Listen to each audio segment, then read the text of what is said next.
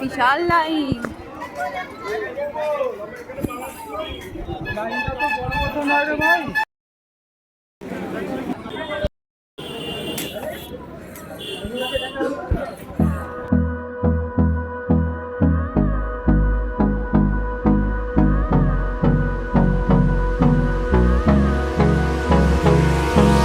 Hold me close till I get up.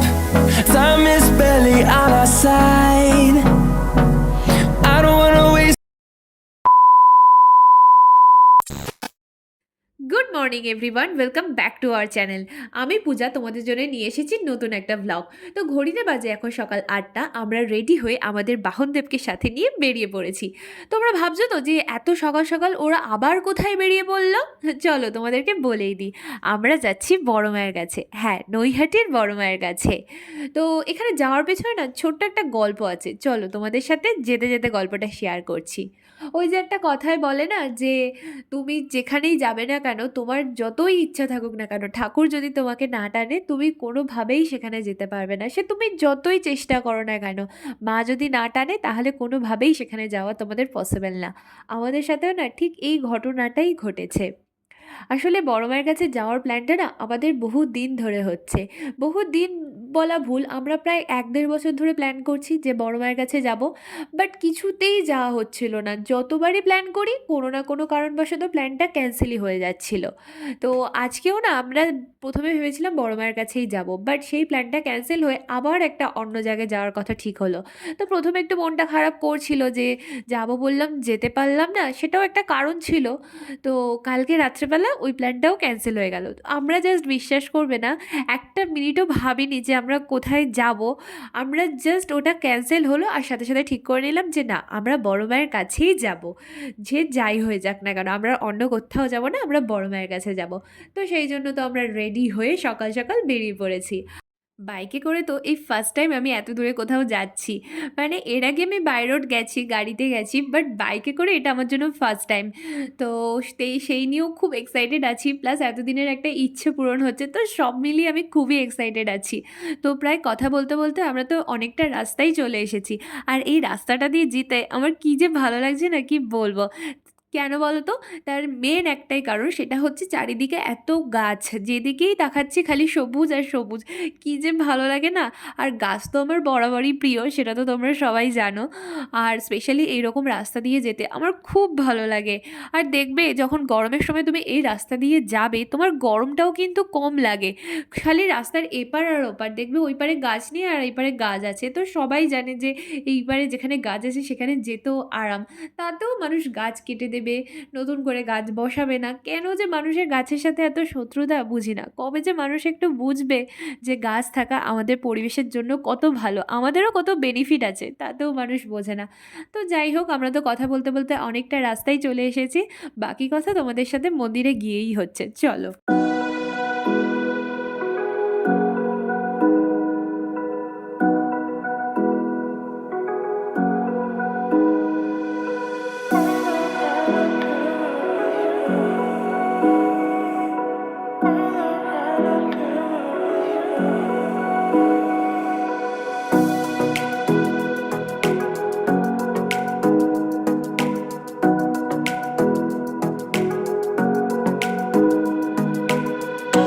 আমরা তো এখানে পৌঁছে গেছি আর আমাদের গাড়ি রাখাও হয়ে গেছে। তো যেখানে আমরা গাড়ি রেখেছি ওখানকারই এক দাদা বললেন যে হেলমেট দুটোকে একসাথে করে ওনাদেরকে দিতে, ওনারা রেখে দেবেন। কারণ আমরা হাতে হাতে নিয়ে হেলমেটটা ঘুরবো, সেই জন্য বললেন হেলমেট দুটোকে একসাথে করে দিতে। তো সেই জন্য অনেকক্ষণ ধরেই চেষ্টা করছে হেলমেট দুটোকে একসাথে করার জন্য, বাট কিছুতেই হচ্ছিল না। তো আমি বললাম হবে হবে, ঠিক হবে, চেষ্টা করে যা, একদিন না একদিন তো ঠিক হবে। তো এখানে না দুটো পায়রা রাখা আছে দেখলাম।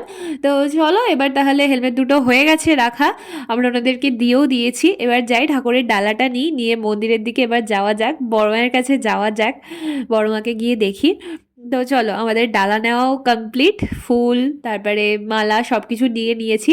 তো আজকে রোববার, তাও মোটামুটি ভালোই ভিড় আছে, হবেই তো, সবাই এসছে মায়ের কাছে, মা ডেকেছেন, কেউ না এসে থাকতে পারে। তো ওনারা বললেন কালকে আরও বেশি ভিড় ছিল, মেবি শনিবার বলে তাই, শনিবার বলা ভুল। আবার এটাও বললেন যে এখানে মোটামুটি প্রত্যেক দিনই ভিড় হয়, কোনো দিনই ফাঁকা থাকে না, সবাই তো চায় বলুন বড় মায়ের কাছে আসতে, মায়ের কাছে আসতে। তো চলুন ওই মাথা অবধি লাইন, আমরা যাই, লাইনে গিয়ে দাঁড়াই, দেখি কতক্ষণ লাগে। চলো তাহলে যাওয়া যাক।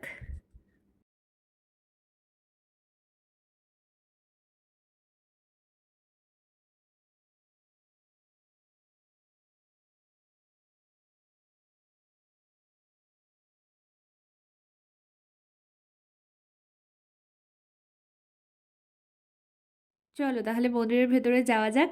এখানে ঢুকেই না একটা জিনিস দেখে আমার খুব ভালো লাগলো, সেটা হলো মন্দিরের ভিতর ঢুকেই তোমরা বাঁদিকে দেখবে একটা জায়গায় লেখা আছে যে এখানে পুজো দেওয়ার জন্য কাউকে কোনো রকম কোনো টাকা দেবেন না, কিংবা এখানে কোনো বিশেষ লাইনের ব্যবস্থা নেই।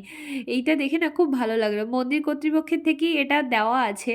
তো আমরা তো এখন সবাই জানি যে এরকম অনেক জায়গা আছে যেখানে টাকা দিয়ে পুজো দেওয়া হয়, কিংবা ভিআইপি লাইনের ব্যবস্থা করা হয়, কিন্তু এখানে সেরকম কোনো ব্যবস্থা নেই। চলো ওই যে বড় মাকে দেখা যাচ্ছে, জয় বড় মা। সবাইকে ভালো রেখো, সুস্থ রেখো, সবার সব মনস্কামনা পূর্ণ করো, সবাইকে আনন্দে রেখো, সবাইকে ভালো রেখো। চলো তাহলে আমরা পুজোটা দিয়ে নিই, দিয়ে বাইরে বেরিয়ে তোমাদের সাথে বাকি কথা বলছি, চলো।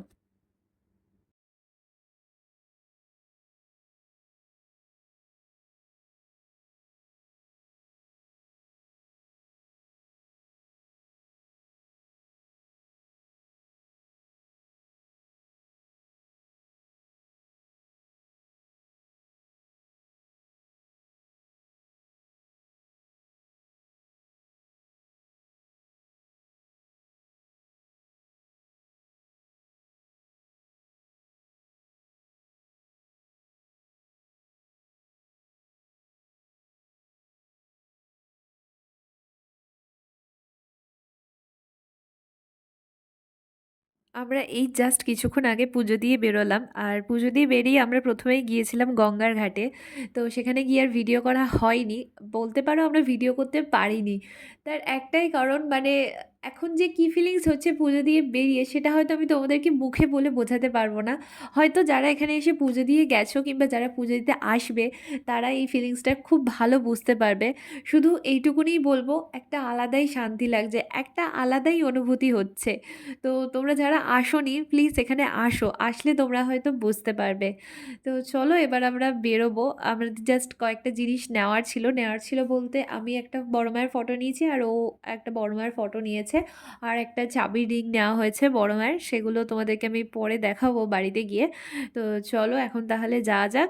আজকের মতো ব্লগটা এইটুকুনি। তো তোমাদের কেমন লাগলো আমাকে ব্লগটা জানিও, আর যদি ভালো লেগে থাকে তো প্লিজ একটা লাইক, কমেন্ট অ্যান্ড শেয়ার করে দিও। আজকের মতো টাটা।